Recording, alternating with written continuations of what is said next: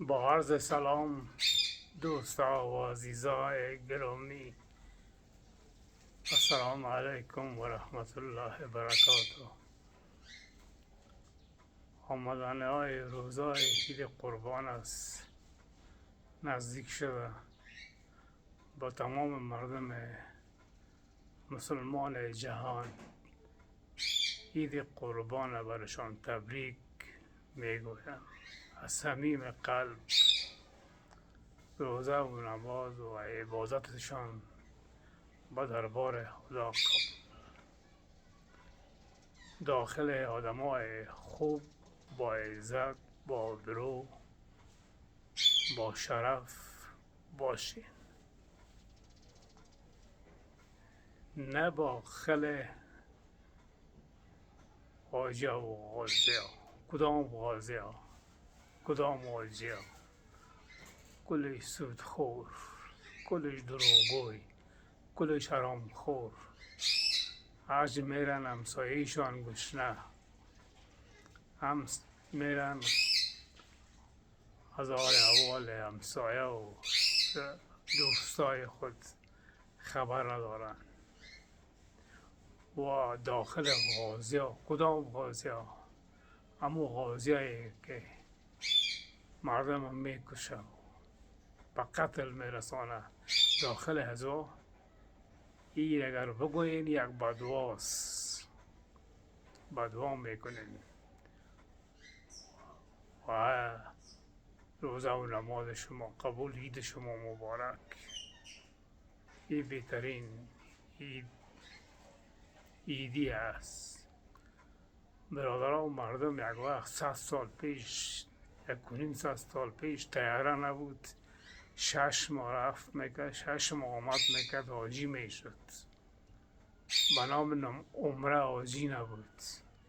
ایره به خاطر پیسه که عربستان پیسه های مردم رو بگیره و ایره برشان عمره جور کردن و که مردم ها بیایه.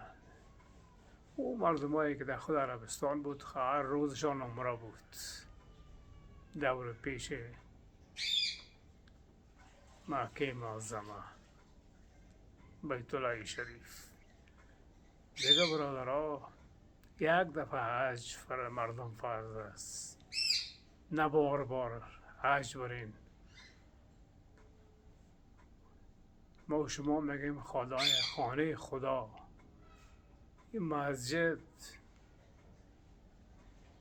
و کعبه شریف یا خانه خدا نیست.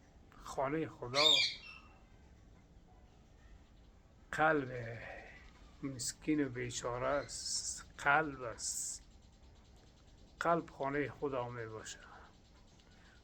یک همسایه تا که دیش کمک کو، قلبش به دست بیار و خداوند خوش میشه. با خداوند تو اگر میگی خانه خداوند، میگین با خداوند اولاد و فامیل و زن و فرزند جور میکنین. خداوند نه زن داره، نه فرزند داره، نه اولاد داره، نه پدر داره، نه مادر داره. یک قدرت بزرگ است. این تمام کائنات جهان با قدرت خود جور کرده. نه هیچ شک نیست. این میمونیم در جایش. آدم های هوشیار و فهمیده هستین، همه قدر گپ کافی است. و این مردم هایی که 20 سال حکومت کردن در افغانستان، از وکیل پارلمان تا رئیس جمهور، تا معاونای رئیس جمهور، تا وزیرا و قماندانا و وزیر دفاع یا از موتر خود از یک پل محمود خان یا تا دالمان میرفت، سرکا بند افتاد. یک ترافیک بیچاره اگر یک چیزی میگفت، موتر استارت میکردن تا که میتونستن لط میکردن. بعد از موتر یک کتاب میشد، یک آدم چرک و چتر که واسکت در جانش، پیرانتنبان چرک در جانش، در سر شام دستمال چارخانه تودادگی تا که میتونست و بیچاره ترافیک میزد. و چی کارهایی بود که برخی مردم نمیکردن، ای وزیرا و وکیلا و ای مردم های حکومت. او اسنا او دقیقه خداوند هیچ نمیشناختن که خدا هست یا نیست. هرچی بود میگفت من خودم هست. آل رفتن پالوی دالخل شریف ششتن گوزش بوی میکنن که ما را چوکی بده، که ما کمک کو، از خدایت کمک نمیخوایی. از دال شریف، شابا شریف، دال منیر شریف، از جا تو کمک میخوایی. سرایتان خم پیش رویشان استادین، در پولیتان میشنین و گوز دادن میزنن، شما بی کدم میرین. در وطنتان کدیتان بینی بالا کدیتون گپ دادن نمیشه و رفتین سرتان خم که ما کمک کنین، کمک از خدا بخواین. دادتان خدا وقت دادتان، تیم دادتان 20 سال. چی کردین برخی مردم؟ چی کردین؟ چی ظلم بود که شما نکردین برخی مردم؟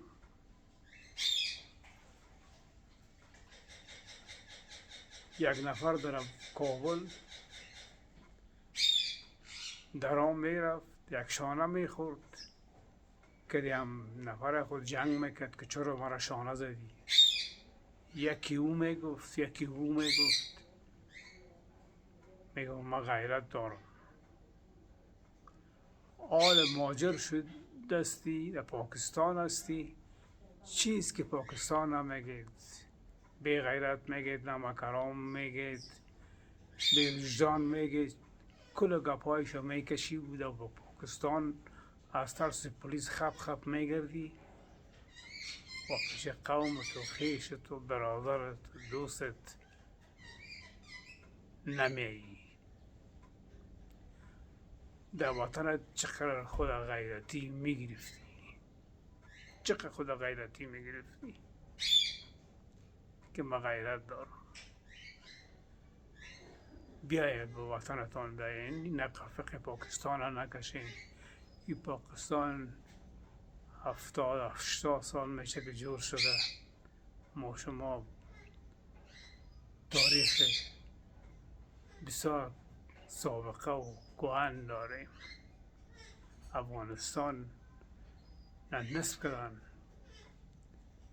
مثل دیوار بایدل نواره خط دیگران کشیدن انگلیسا،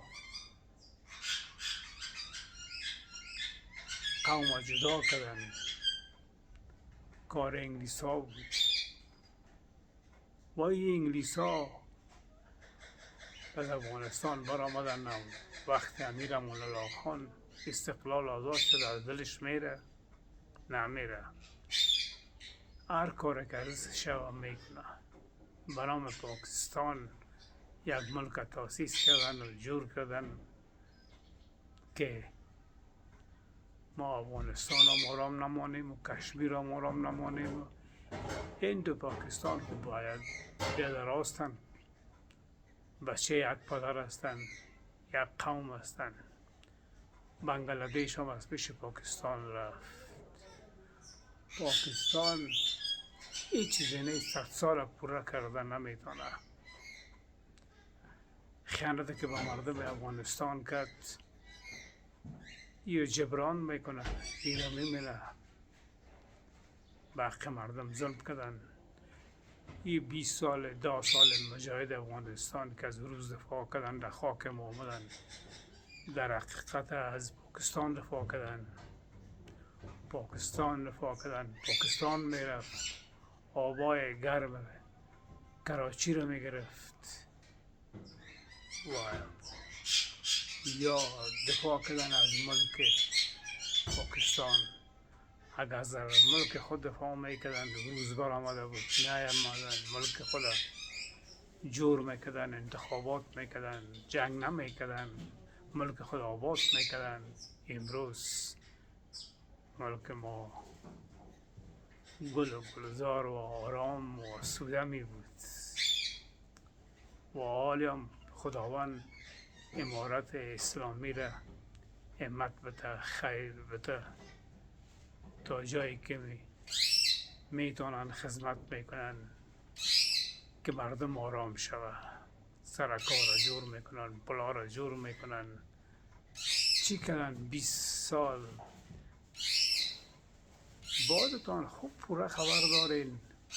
همین اتام آمده نو یک کلاه پکول پیران تو من دراز در جانش، اشکمش جنگ از گشنگی دریشش اشپش تا بالا میرفت، دار پدکون جیبش نبود. حال یک ساعتش ارزان بهش $25,000 است. از کجا کده؟ خون مردمش چش کدن. این همی رقم کل از یا کده از بالا در پایان. این نفرای که دور پیش آمد شای مقصود بود و می گفتن آمد شای مقصود کتابکه ما در کوه تا و بالا شویم. عمر ما تیر شد، زندگی عیش نوش ندیدیم، موترسواری ها را ندیدیم، خانه قیمتی را، قصرها را ندیدیم. کتابکه ای رقم هیچ کس آمد شای مقصود ها نکشته، نفرهای خودش کشت، نفرهای خودش کشته شد. بوتایشان تکه تکه پرچه پرچه کالایشان میشد، در کوه تا بالا میرفتن. میگفت تابکه ایده فکر کنین، سرتان در گریبانتان کنین، خوب چرت بزنین کمی گپ های ما حقیقت داره یا نداره. ما با چشم سر بسیارش دیدیم که بسیار ریال بودیم. کشتنش اگرچه نفر پاکستان، نفر روس، نفر فرانسه بود، کشتنش میگفت که مباشم دیگه هیچ کس نباشه.